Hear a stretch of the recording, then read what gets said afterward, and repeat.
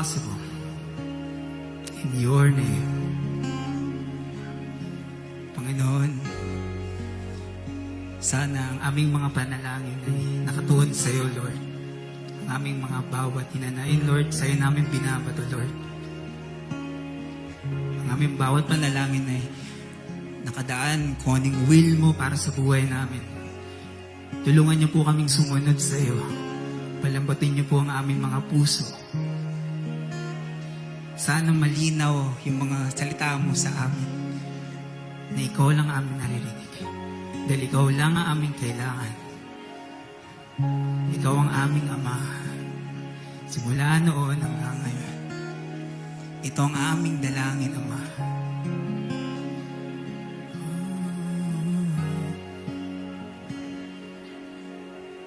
Kaya ko bang ibigay ang lahat kung sa sarili hindi na sapat? Kay raming kulang di kayang punan.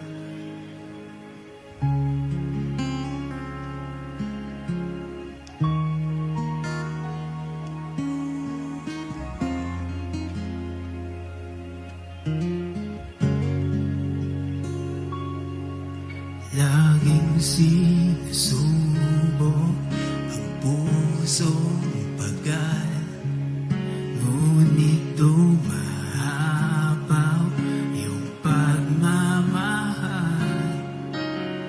Kay raming kulang ang iyong pinunan. Ngayon pa ba magdududa? Katapatan mo ay subok na.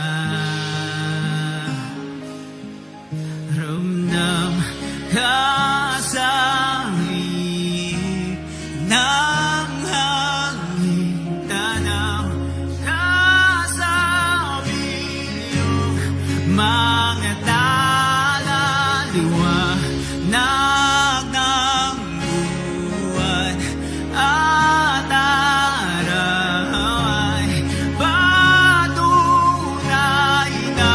ika'y dakila kaya ng ibon sa kalangitan. Bawat kailangan tutugunan.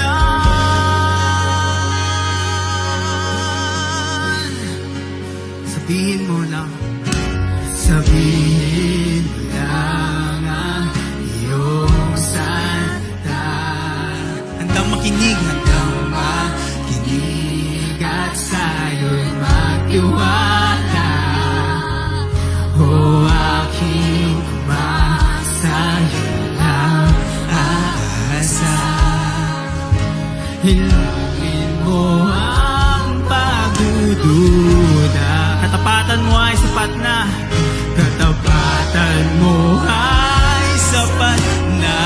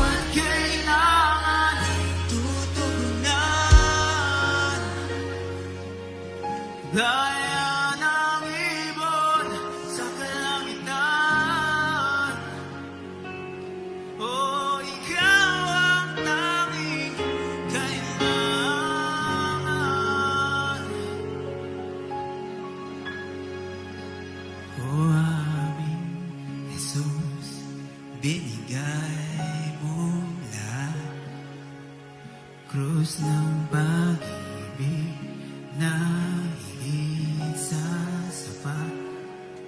O aming Jesus, binigay mo lahat. Krus ng pag-ibig na higit sa sapat. Can we give God a praise? Thank you, Lord.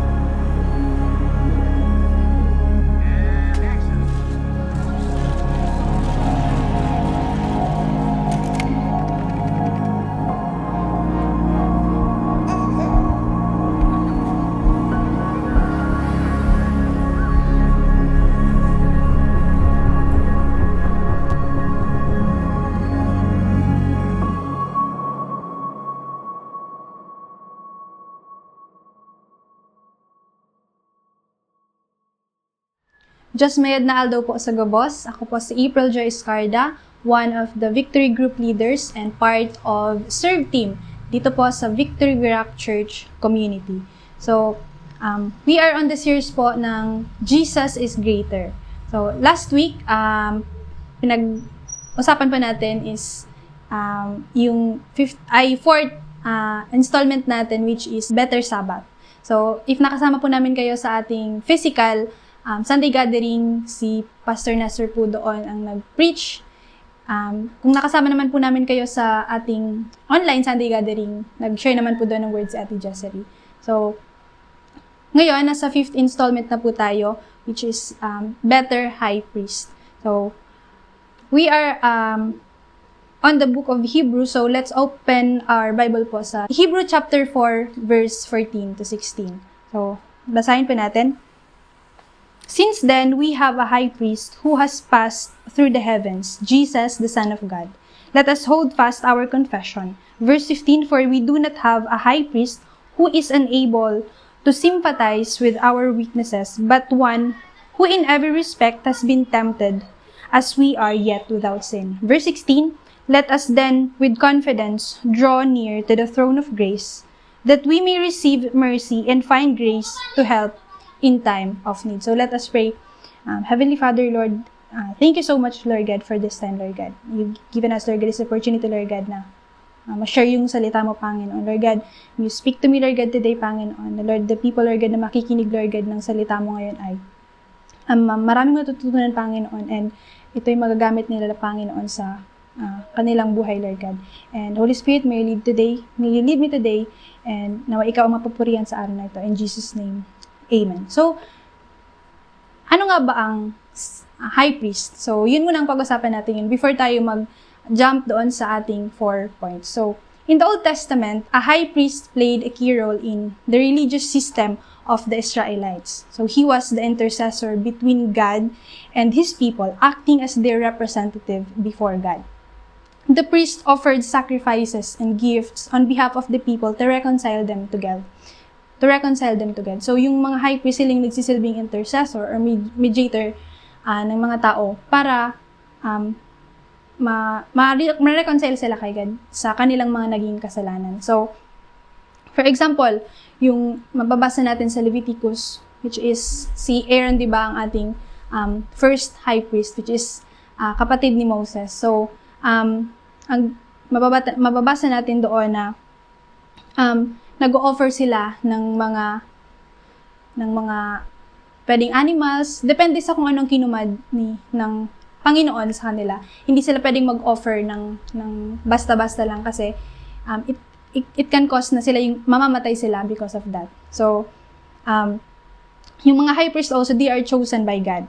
For His people, they are being set apart. Kasi, hindi naman yung mga high priests hindi basta-basta ina-appoint, kundi si God mismo yung nagsabi na sila ay magiging high priest para sa mga tao.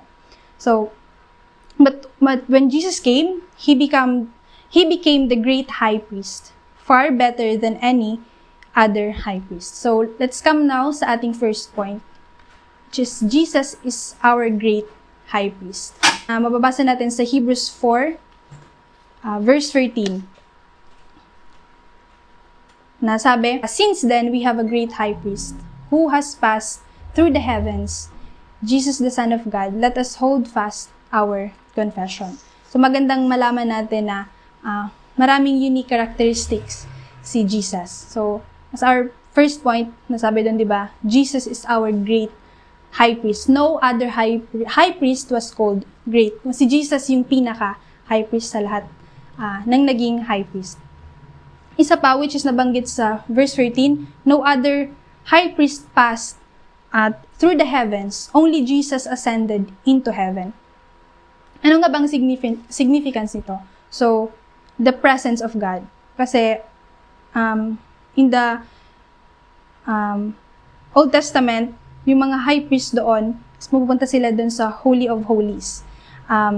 Kumaga, yun yung nagiging place para lumapit sila kay God, na i-atone yung mga tao dahil sa mga sins nila, and even yung personal na sins nila. So, why Jesus is a high priest? Kasi nga, si Jesus yung natatanging pinili ni God para to sacrifice yung lahat ng kasalanan na tao yung may gawa, pero si Jesus lang yung tanging sacrifice para mawala yung kasalanan natin or bayaran yung kasalanan natin. That's why He is our great high priest. And we come now po sa ating second point. A great high priest can sympathize with our weaknesses. Sa Hebrews 4:15, di ba po, "For we do not have a high priest who is unable to sympathize with our weaknesses, but one who in every respect has been tempted as we are, yet without sin." We have to remember na Jesus was fully man and fully God. That's why He knows kung paano ba maging tao. Because He also experienced lahat ng emotions na mayroon ng isang tao. Na nasaktan siya, nagalit, everything na pwedeng maramdaman ng isang tao ay naramdaman niya. Kasi nga, nabuhay siya dito sa mundo for 33 years na na-experience niya lahat ng bagay na na-experience nating mga tao dito sa mundo. So, Jesus also knows what it is to be tempted and battle against sin. Though never siyang nabahira ng kasalanan. Kasi, yun nga, even Jesus na-tempt siya ng enemies. But, unlike sa atin, na nadadala tayo doon, but Jesus never, He is sinless and perfect God. So, Jesus can only sympathize with our weakness, but not with our sin. So, magkaiba yon. So, according nga kay Spurgeon, if the Christ of God could have sinned, He would have lost the perfection of His sympathetic nature. So, yun. Punta tayo sa ating third point.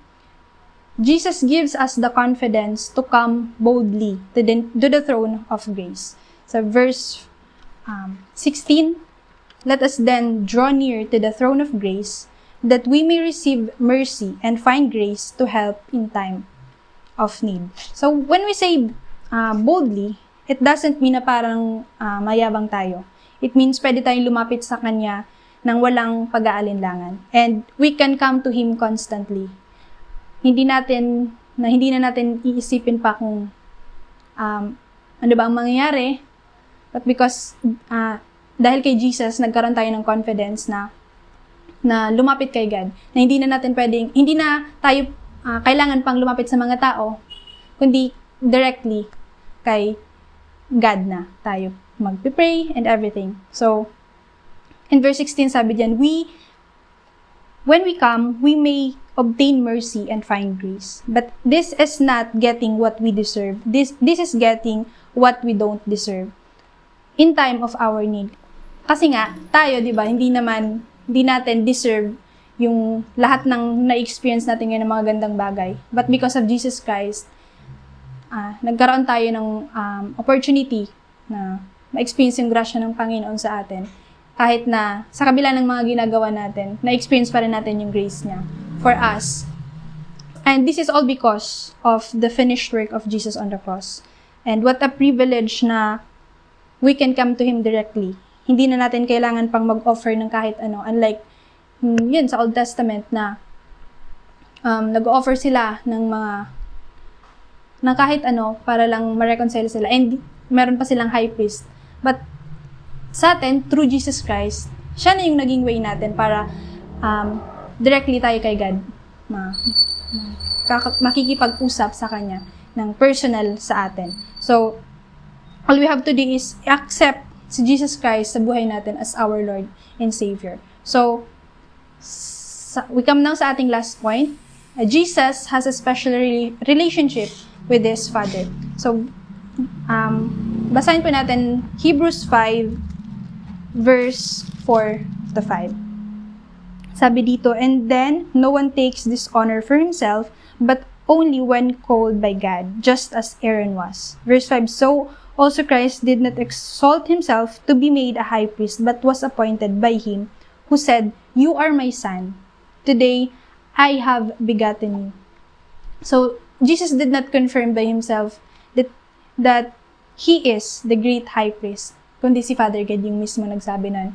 And He was appointed by God the Father. So, sabi pa nga sa verse 6, pagpatuloy natin basahin, as He says, also in another place, "You are a priest forever, after the order of Melchizedek." So, si Jesus ay forever nating magiging great high priest. Kasi, nabuhay siya dito, namatay at nabuhay muli. Nakapiling na ngayon ng ating Panginoon. Kaya nasabi ditong forever natin siya magiging high priest. Kasi even now, na-experience pa rin natin yung kanyang presensya through the Holy Spirit. So, let us rest and find peace in God's presence, knowing that Jesus has already prepared the way for us, and He is our great high priest. Let us pray. Heavenly Father, Lord, thank you, God, for the opportunity, Lord God, na ibinigay mo sa amin na maintindihan namin, Lord God, why is Jesus better than a high priest. Lord, salamat na intindihan namin, Lord God, na si Jesus ay ang aming great high priest, Panginoon. Hindi na namin kailangan pang pumunta sa iba, Lord God, na para lang makausap ka, kundi, Lord God, directly, through Jesus Christ, makakausap ka namin, and na-experience namin lahat ng to, Lord God, because of Him. Lord, thank you for your grace and mercy. We bless your name, Lord God, today in Jesus' name. Amen. So, thank you po sa pagsama sa amin dito sa ating online Sunday gathering. We are hoping and praying na makasama namin kayo next week. Yan. Thank you! God bless!